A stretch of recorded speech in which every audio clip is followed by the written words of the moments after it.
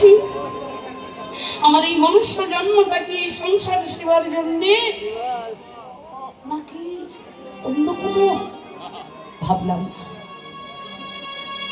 শোনো মায়েরা, সকলের কীর্তন শোনাটা সেই দিন সার্থক হবে যেদিন কীর্তন শুনি তোমার হৃদয় মন্দিরে জাগরিত হবে এই মনুষ্য দেহটা আমার গৌর গোবিন্দ।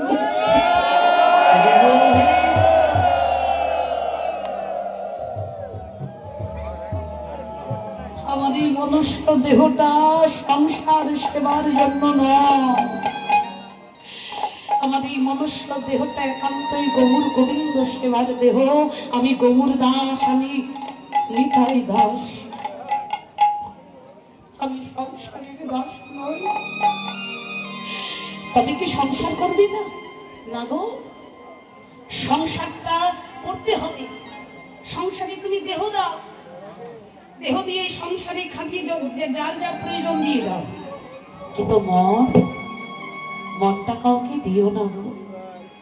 ও বড় দুর্লভ বস্তু, ও একবার হারিয়ে গেলে ভগবানের চরণে দেওয়ার মতো আর কিচ্ছু থাকবে না।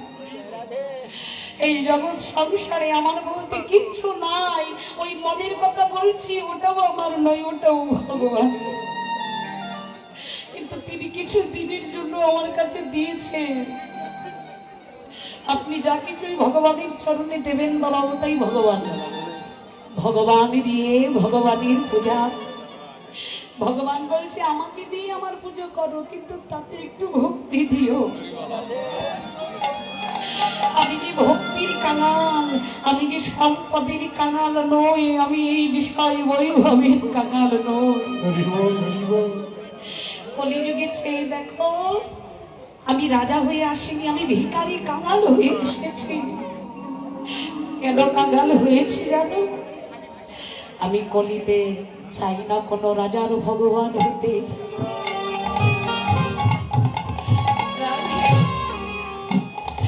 আমি কলিতে চাই না কোনো জমিদারের ভগবান হতে।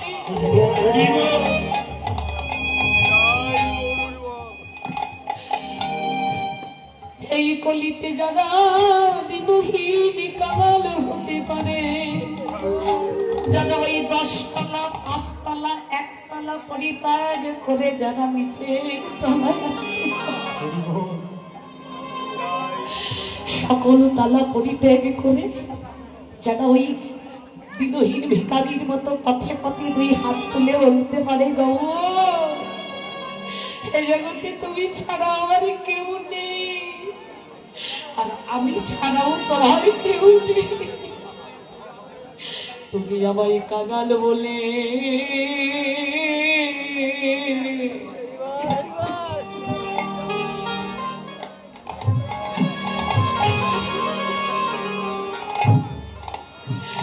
ও গো দয়াল ঠাকুর আমার।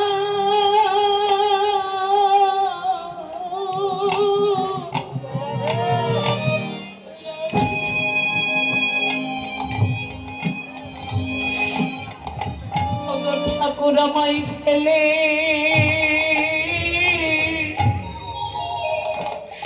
পথে ফেলে যেও না,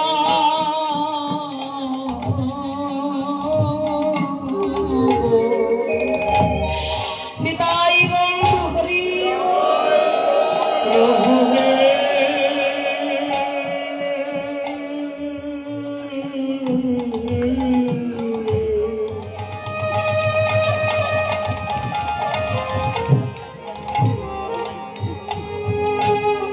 তুমি আমায় কাঙাল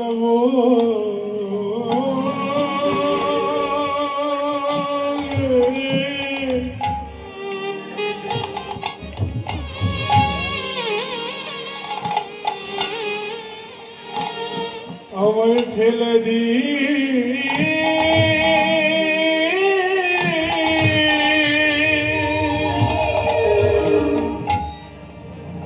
তুমি আমায় ফেলে দিও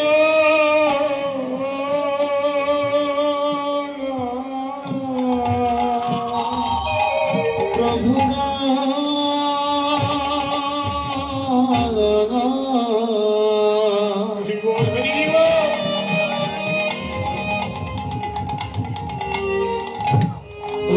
আমায় সেদিন কাঙাল বলে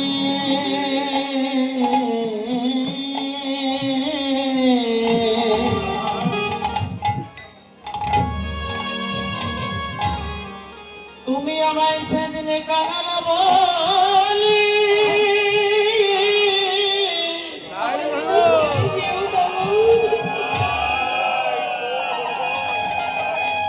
প্রভু গো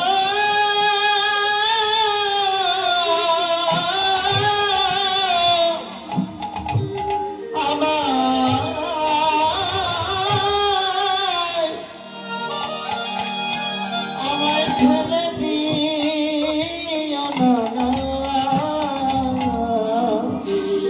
তুমি নাকি কাঙাল বড়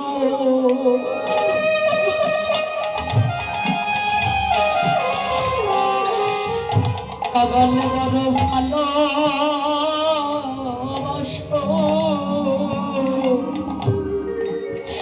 আমি অথম কাঙাল বলে তোমায় দেবার আমার কিছু নেই গো। আমার যা ছিল আমি সব দিয়েছি অনেক, যারা কোনোদিন আমার হৃদয় থেকেও ভালোবাসে। কিন্তু যে আমায় তুমি নিরন্তর হৃদয় থেকে ভালোবেসে গেলে, আমি সবার কথা ভেবেছি, শুধু তোমায় আমার ভাবা হয়নি। মনে রাখবে বাবা, এই জগতে ভগবানকে ভাবলেও সে তোমায় ভাববে, ভালোবাসলেও তোমায় ভালোবাসবে, ভালো না বাসলেও তোমায় ভালোবাসবে। কারণ ভালোবাসতে সে একাই জানে, ভালোবাসতে সেই জানে। কিন্তু এই জগতে তুমি জীবনে সব থেকে যাকে বেশি ভালোবাসবে, মহাজনের কথা, জনম ধরিয়া যাদের লাগিয়া তুমি করিছ সদাই চুরি, সেই বান্ধব একদিন সুযোগ বুঝিয়া তোমায় মারবে বিষের ছুরি। তুমি জীবনে সব থেকে বেশি যাকে ভালোবাসবে, বিশ্বাস করে হৃদয় চিত্তের জমানো বুকের সকল কথা বলবে।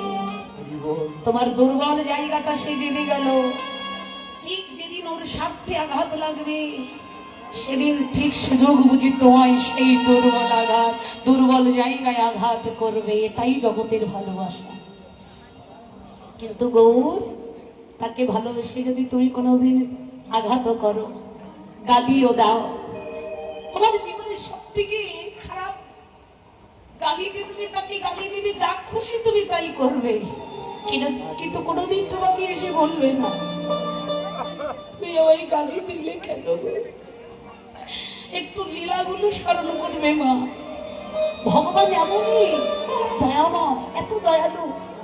ভৃগুমণি ছুটে গিয়ে বুকে লাথি মেরে দিল, ভৃগু লাথি মেরে দাঁড়িয়ে আছে, আর ভগবান চরণটা বুকে জড়িয়ে ধরে কাঁদছে। আরে ভৃগু, ভক্তির চরণ পাওয়ার জন্য কত সাধনা করতে হয়, কিন্তু তোর এত কৃপা, তুই নিজ গুণে কৃপা করে আমার বুকে তোর চরণ দিলি বাবা। ভক্ত গিয়ে বুকে লাথি মারলো ওকে, আর ভগবান চরণ জড়িয়ে কাঁদছেন, আর কি আনন্দে সুখে নয়নের জল ফেলছে। এই হলো আমাদের ভগবান। ভৃগু চরণ পেয়ে ভগবান আনন্দে কাঁদছেন, আবার বলছে ভৃগু লাথি তো মারলি রে বাবা, আমার এই কঠিন হৃদয়ে লাথি মারতে গিয়ে তোর চরণে ব্যথা লাগে। জগতে খুঁজলে এমন ভগবান আর পাবে? সেই ভগবানের বদন যদি কেউ গুরু কৃপায় দর্শন পায়, এই জীবনে নয় অনন্তকাল তার জন্মটা ধন্য হয়ে রবে।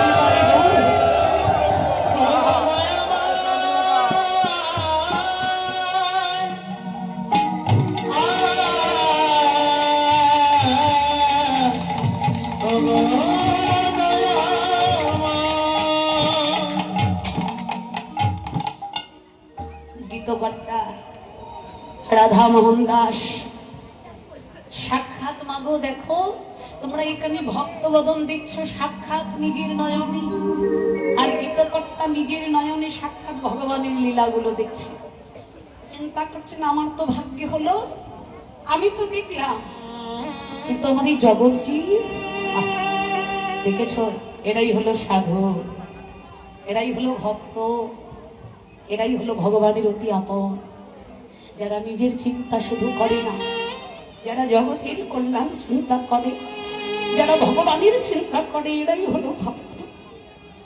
আর আমি তো স্বার্থপর, সারা জীবন নিজের কথাই ভেবে গেলাম, সংসারের কথা,